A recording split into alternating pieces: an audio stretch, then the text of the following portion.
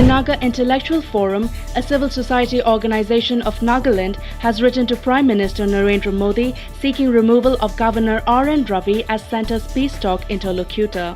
The Naga Intellectual Forum convener Worthington Mahung, in the letter written to Prime Minister Modi, alleged that R.N. Ravi's rancorous remarks against the main negotiating team, the NSC and IM, in 2014, even before his appointment as interlocutor, had already instilled mutual distrust.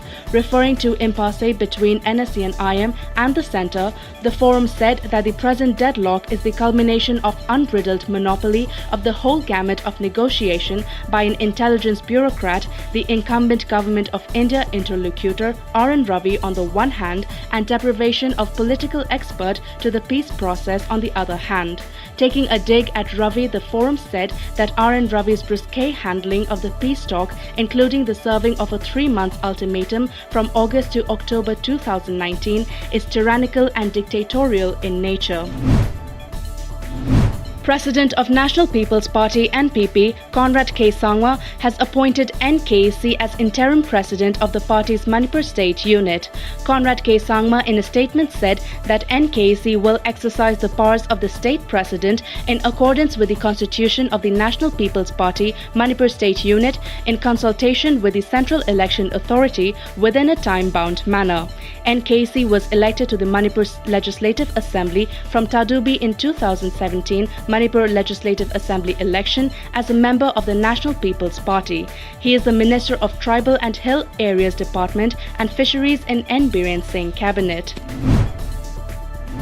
Chief Minister Nongthongbam Biren and a team of former MLAs landed at Bir Tikendrajit International Airport today. Upon arrival, Biren and the former MLAs underwent COVID-19 testing. Later, they left the airport after their test results came negative. They had visited Delhi to meet Home Minister Amit Shah, but they could not make it as Shah was still in hospital for treatment. A team of Joint Coordination Committee Wildlife and Biodiversity JCCWB Manipur, an apex body of wildlife organizations, seized 8 bird traps and 6 dead birds from Yaripok Pechi Lake and Ikop Lake of Thobal district during a drive. After receiving information, the team, along with the police head constable W. Priyakumar, also recovered electric fishing apparatus in the area.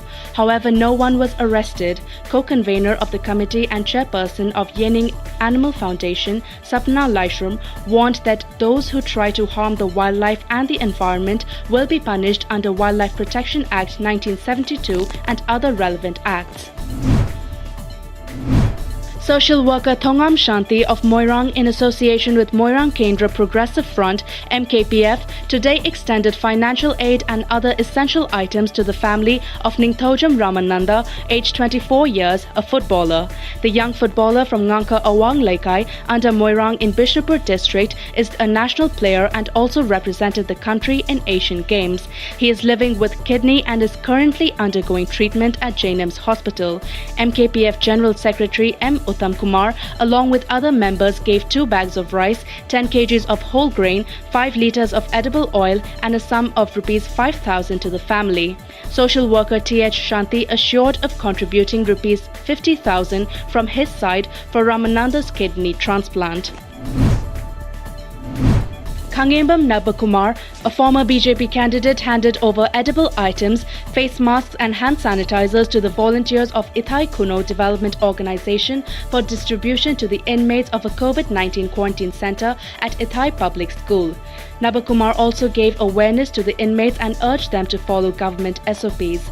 Later, Nabakumar also distributed face masks and hand sanitizers to people in Ithai area. Besides, he distributed essential items to the residents of Terakong. Help continues to pour in for staff of TOMTV currently in office quarantine after 2 of its staffers have tested positive for COVID-19. Social worker Konthojam Manoranjan provided essential items to the channel's staff today. Manoranjan lauded the work and sacrifice of media men during the COVID-19 pandemic.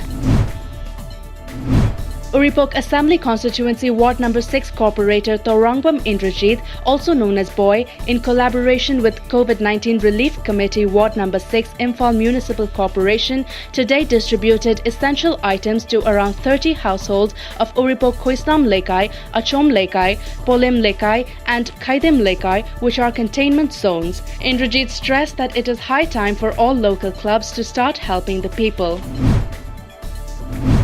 BJP Manipur State Council member Khongbantabam Ibomcha today provided face masks, hand sanitizers and monetary aid to 6 inmates of a quarantine center at Uranchiru under Lamlai. Ibomcha also provided monetary help and 1 month's medicines for a resident of the village now in no condition to buy medicine owing to the lockdown and poverty. Assam Finance Minister Himanta Biswa Sarma, in presence of other senior Assam cabinet ministers, formally launched the Guwahati North Guwahati Ropeway today. The ropeway is 2 kilometers long and the distance shall be covered in 7 minutes, and each carriage will be able to carry 32 passengers at a time. However, owing to the COVID-19 pandemic situation, the authorities have decided to allow 15 passengers for the time being, and every passenger will have to wear protective gear as well. As per media reports, one of the ride would cost Rs 60, while a two-way commute would require Rs 100. Passengers will be able to avail daily, weekly and monthly passes as well. At present, the ropeway will be operational from 8 a.m. to 6 p.m. and as many as 58 CCTV cameras have been reportedly installed for round-the-clock monitoring of the ropeway service. The entire project has been built at an estimated cost of Rs 56 crore. Bombs exploded in a southern Philippine town today, killing at least 5 soldiers and wounding 17 other military personnel and civilians despite extra tight security because of threats from Abu Sayyaf militants. According to media reports, regional military spokesman Captain Rex Payot and police said the blast damaged a food store, a computer shop and 2 army trucks at noon in Jolo town in Sulu province. An initial report said the first bomb was attached to a parked motorcycle. A second blast was heard in the area shortly after, but it was not immediately clear if it caused more casualties or damage in the downtown area, which has been cordoned off by troops and police.